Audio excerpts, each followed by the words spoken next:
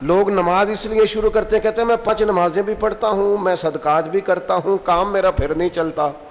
تو میں کہتا ہوں تمہیں پتہ ہی نہیں، نمازی کے لیے تو آزمائش ہے، جتنا جتنا ایمان کامل اتنی اتنی آزمائش بھی زیادہ۔ اور یہ میں اپنے پاس سے نہیں کہہ رہا، حضرت ابو سعید خدری رضی اللہ تعالیٰ عنہ فرماتے ہیں میں نبی پاک علیہ الصلوۃ والسلام کی خدمت میں حاضر ہوا اور حضور کے دست مبارک کو چومنے کے لیے میں نے اپنے ہاتھ جب آگے کیے تو تپش تھی،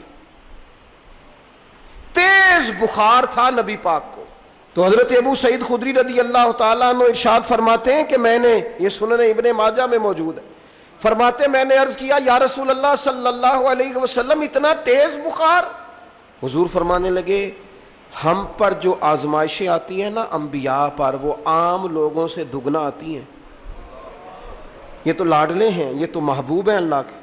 فرمایا عام لوگوں سے دگنی آزمائش آتی ہے، لیکن فرمایا ہمارا رب بڑا کریم ہے، ہمیں اجر بھی ڈبل ہی عطا کرتا ہے، ہمیں اجر بھی ڈبل ہی عطا کرتا ہے۔ تو حضرت ابو سعید خدری کہتے ہیں موقع اچھا تھا، میں نے ایک سوال بھی کر دیا، میں نے کہا یا رسول اللہ صلی اللہ علیہ وسلم بتائیے نا بھلا دنیا میں زیادہ آزمائشیں کن کو آتی ہیں؟ تو حضور فرمانے لگے سب سے زیادہ آزمائشیں اللہ کے انبیاء کو آتی ہیں، نبیوں کو آتی ہیں۔ حضور اس کے بعد فرمایا اس کے بعد جو ان کے زیادہ قریب ہوتا ہے اسے آتی ہیں۔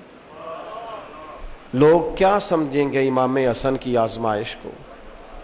لوگ کیسے سمجھیں گے سیدنا امام حسین کی آزمائش کو؟ فرمایا جو ان کے زیادہ قریب ہوتا ہے اسے زیادہ آزمائش آتی ہے۔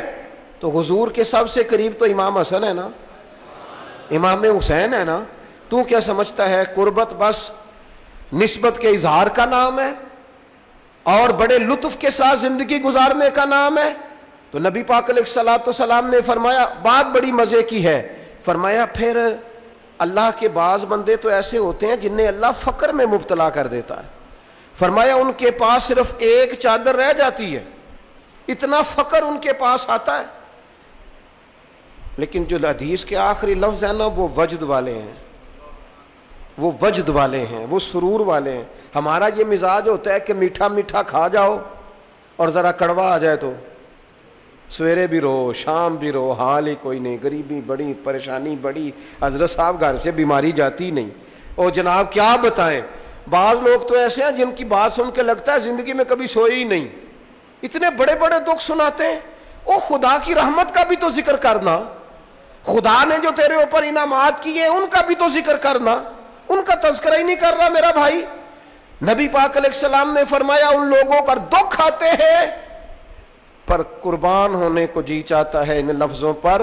حضور فرمانے لگے وہ رب کی طرف سے آنے والے دکھ پر بھی اس طرح راضی ہوتے ہیں جس طرح تم میں سے کوئی راحت ملنے پر راضی ہوتا ہے، سکون والی چیز ملنے پر جس طرح تم راضی ہوتے ہو اس طرح وہ دکھوں پر بھی راضی ہوتے ہیں۔